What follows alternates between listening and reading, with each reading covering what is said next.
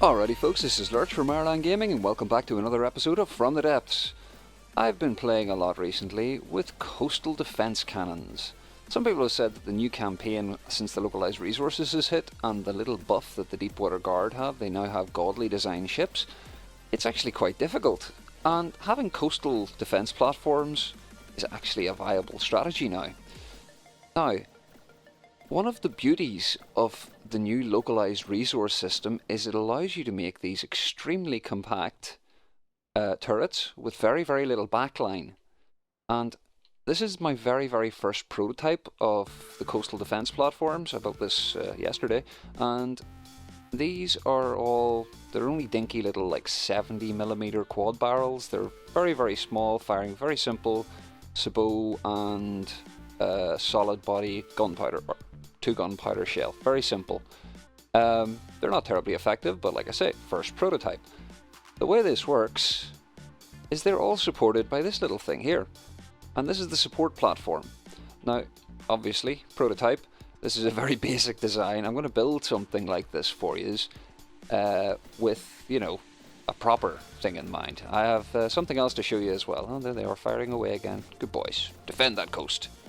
Now, this thing here has a simple engine, just to keep the ammo processors fueled, and there's a metal storage box in the middle there that is receiving metal from a little supply chain that I have underground here. You can see them down there. That's literally a storage box, one of the multi-purpose ones, and there's another one in the resource zone.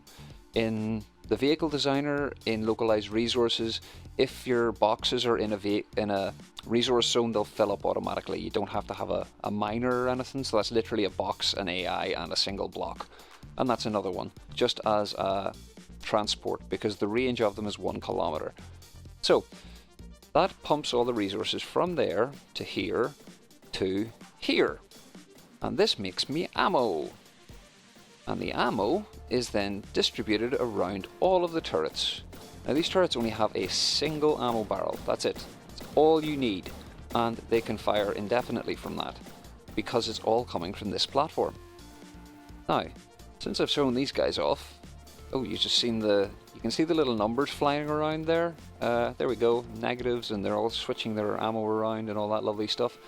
I'll show you how to configure it in later on after I've built the actual platforms, but we're going to move on to some of the turret science I've been doing, and I'm going to talk about a couple of the little changes that have happened to the turrets in the recent dev test patches.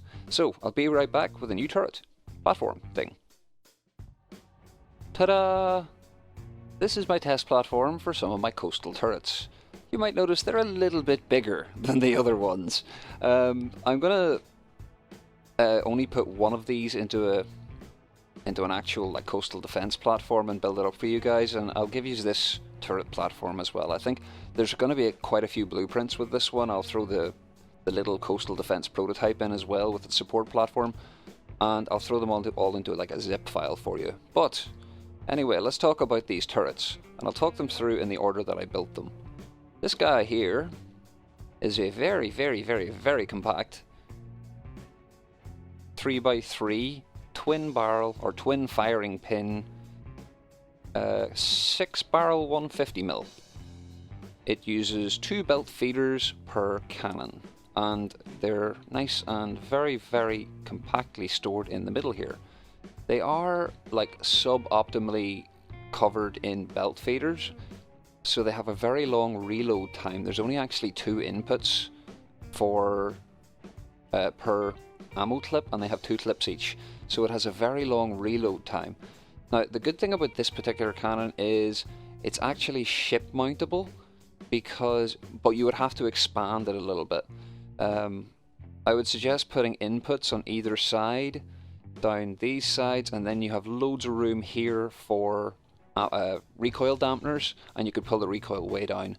None of these cannons are built with recoil in mind because I designed them for coastal defense, but this one, aside from all the others, because I don't think any of the other ones can be made shippable, but this one you can definitely put on a ship. And because it's only got so few of them, this is all the size of the backline.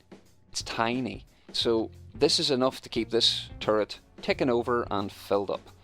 It's got double clips, so it has a reasonable sort of time before it runs out of ammo, but it's an okay turret.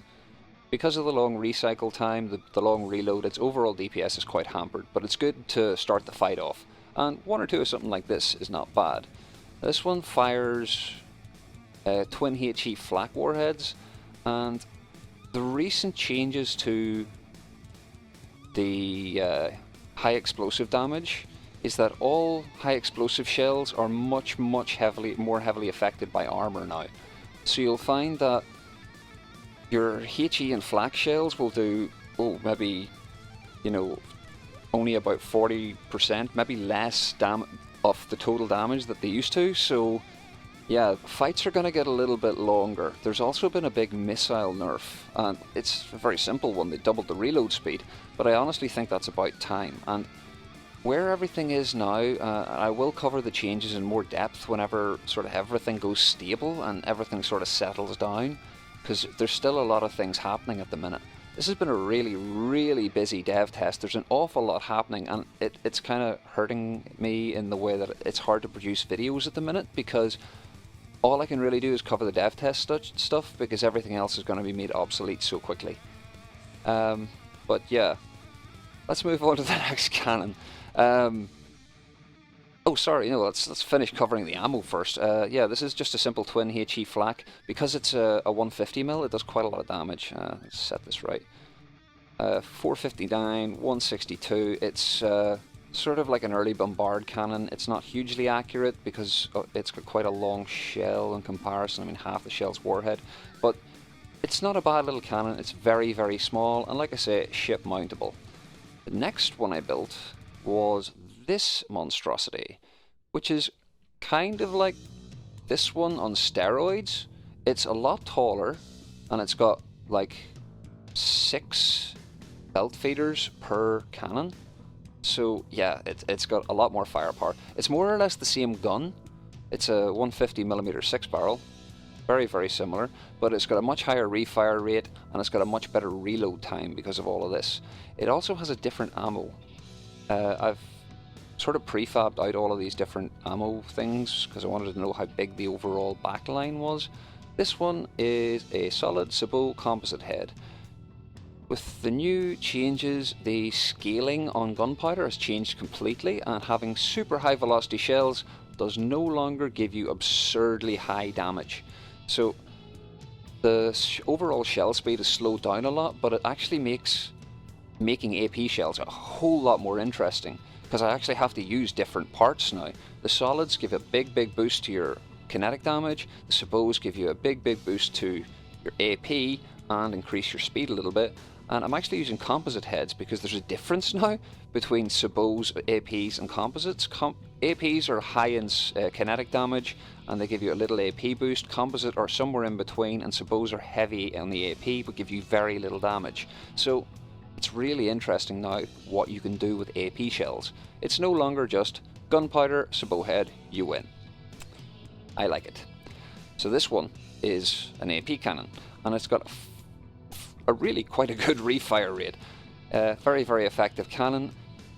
Quite small considering, I mean, this gauge snakes down the side and up again. It fits neatly into a 5x5, and it's very easy to armor up the outsides. You see I've got the glass along the bottom here just to show you how compact the armor can be. I didn't go all the way to the top because it looks a bit janky. It's hard to see what's going on. Now, next was a test to see how much I could squeeze into one tiny little area. This is a triple firing pin, 160mm. Honestly, it's pretty crap. It's really not very good. I tried to do too much in a small space, and I end up with 3 sort of gimpy cannons rather than having sort of 2 powerful ones. So while it's a 160mm, it's got a very slow refire rate. Because there's only 1 input on each ammo feed, after you run out of your initial ammo volley, you kind of run low on stuff, and you're limited to your by your shell to clip time rather than your reload time, and the refire rate slows way down. So honestly, I'm not terribly happy with this one. I probably won't be using it, but it does look mighty cool. I would like to do something similar to this, only with get the triple firing pins in all next to each other, but with maybe more loaders. Make it a bit wider or something like that. Put these on the outside. I don't know. That's a different cannon for a different day. But finally, and the one that I'm going to be building into a defense turret is this fella. I'm very happy with this. This I'm calling the Hydra, and mostly because I've been watching loads of Agents of S.H.I.E.L.D. recently, but also because it reminds me of, if anyone ever played Serious Sam, there was like the Hydra flak cannon, I think it was called, or the laser or something like that. I think that's what it was called. That's probably just me misremembering it, but that's what I thought of the second I finished putting this thing together, so very happy with it. It's a pretty simple cannon actually. It is only gauge increasers, there are no coolers. It's a 150mm, it's just 8 gauge increasers and 6 loaders. 6 single clip regular auto loaders. But because it's got 4 barrels and the ammo complexity slider, it doesn't go up high at all. I mean, this is 1.565. That maintains a pretty good refire rate. Each individual cannon in this has about a 36 rounds a minute refire. Times 4, that's pretty considerable. So, it all adds up to being quite a nasty cannon. Now, the backline on it is pretty substantial. It's actually a bit overkill, but, there's not much I can do about that. There's a lot of input feeders on it, and there has to be a lot of input feeders on it, so that's the only way forward. But I'm very happy with how the whole design turned out. The only wasted space is that in the middle here, and everything else is neatly compacted into a 5x5 rotatable block. With the way that spin blocks work in this game, you obviously need to leave the corners clear to allow it to rotate. That's the same with this 5x5 here. These corners are completely clear all the way up to the top.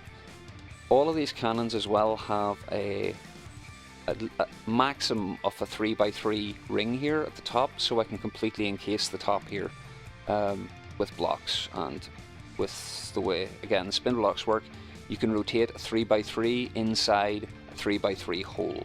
The game will let you do that, which is kind of cool. And it lets you get a little teensy little bit more protection along these lines here.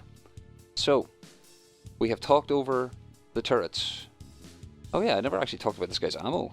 This guy's got tracers. I had to work out which tracer or which barrel reloaded first, and I sat here and waited patiently for it to reload, and conveniently it's the bottom one on every cannon. So I set all of these bottom ones up with tracers, and they fire first in every volley, and I get a tracer, and then 1, 2, 3, 4, 5 regular shells, and they're all HE shape charge, including the tracer. It's exactly the same, only it's got a tracer. This one has an extra HE warhead, and this one also is the same with an extra HE warhead. So I think it's time to start building stuff. Now, I'm going to move on and build a resource platform. Something like that little baby one, but a little bit more impressive, I think. I'll make it a little bit pretty. So we're going to use one of the new fuel engines, and rather than actually build one on camera, I'm just going to steal one of Ruger's awesome engines. I want to use the 1400 slab, and it's a nice general purpose engine. It should give us reasonable efficiency at all RPMs, and it's enough power for a shield or two, because it gives you 1400 power, and like I say, I'll use 2 of them. After that, we'll need ammo processing, we'll need resource storage, we'll need a battery charger. I think I'll use a battery charger. Yeah, I'll use a battery charger. And some weak shields. Just, we have to be a lot more conservative with shields now, because power is kind of a more valuable resource. The longer you spend burning power, the more fuel you burn through. So, yeah. We might even put a really small refinery if we have room for it, but it depends how big the build gets after I put everything else in. So, without further ado, let's go and start building our support platform. Okay, so I picked somewhere nice and defensible to build my little resource area. First things first though, I noticed I rambled for bloody ages whenever I was talking through the cannons and stuff, so I'm actually going to cut this video into 2 segments, and I'm going to release the the second part the day after, and I'll build 2 turrets for you. I'll build a missile variant as well, just because I've made you wait for it. So yeah, we'll do 2 turret variants next time, and yeah, that'll be fun. So first up, we have to build some sort of thing. I honestly really hate building with the terrain because it doesn't match up exactly. I can understand why, of course, but it's kind of awkward. But it's good to find roughly where you're actually able to build. So I'm going to start building stuff and speedy the hell out of it. And I've already ran through what I'm going to put down, so onwards with it.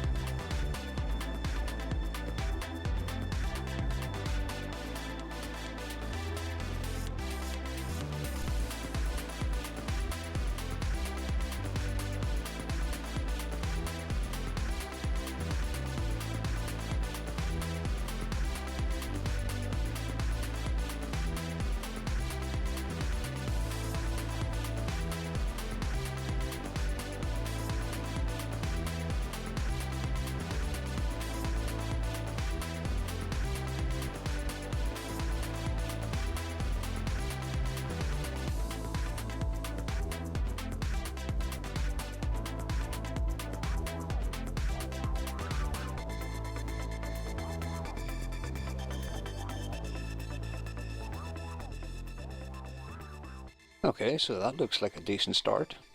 Time to make it pretty. I'm going to do this bit off camera because this is going to be fiddly work, but I'll bring you back in a short few when I've made it a little bit prettier looking and sort of fortified some of the certain parts around the engines and stuff like that. A little bit more than just the shields, so I will be back momentarily. After much colouring, much slopey bits, much finagling, and a little bit of tearing my hair out, we have all of this. Isn't it pretty? I went with the fleet colours and black. I think that red looks really good with the black. I went with a simple two-tone colour and yeah, I think it turned out really well.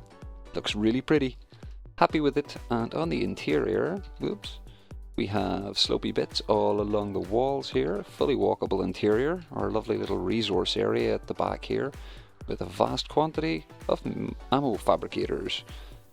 Here is a pretty enormous battery bank, and I'm falling into the refinery area. We have a refinery area here. Next, these are the two engines and our lovely big ammo processor. These ACBs are to control the shields and turn them off whenever there's no enemies nearby. So whenever an enemy gets within 5 kilometers, it'll turn this on. One final thing I forgot to add was an AI, just so I can find this thing. It doesn't really matter where I put it. You can go in here, nice and safe. AI. All I need, just so that I have a C menu for it so I can see how far away I am, and I will be needing this whenever I go to build my turrets, because if they are more than 1 kilometer away they can't get any resources. And these lovely engines here are outputting, but they don't seem to be doing much. I guess we don't need much power at the minute. It's not doing anything, so yeah, all well and good. But yeah, this is the coastal defense platform, and it's going to be the first part of this episode. Next up we will have the coastal defense guns, and I'll be placing the Hydra defense platform, or the Hydra cannon, into a defense platform for you guys to play with. And it will be using this little sort of support outpost to, you know, keep itself taken over and blowing the snot out of things. Where we are here, way at the back, we're only like 200-300 meters from the shore, so we can like completely ring. Let's see, how far away is 1 kilometer? We are way over here. Wow. Okay, so we can completely cover this entire island with cannons, the whole thing from that one resource outpost. And it can shoot, most cannons can shoot 5 kilometers because that's the AI maximum range, so we could nearly shoot to Erwick from there. So that's not a bad way to really defend your starting area, but we'll need the guns for that, and that's for next time. So without further ado, I'm going to wrap the episode up here. I do hope you like this little thing. Like I say, I'm going to put it in, I'll put all these blueprints that I've done so far into a little zip file for you and upload it somewhere so you guys can download it and have a look at this thing, see what you think. I really hope you enjoyed the episode. Any likes, subs or comments are really awesome. I love hearing from you guys and I read every single comment. As always, take it handy and have a bloody good day.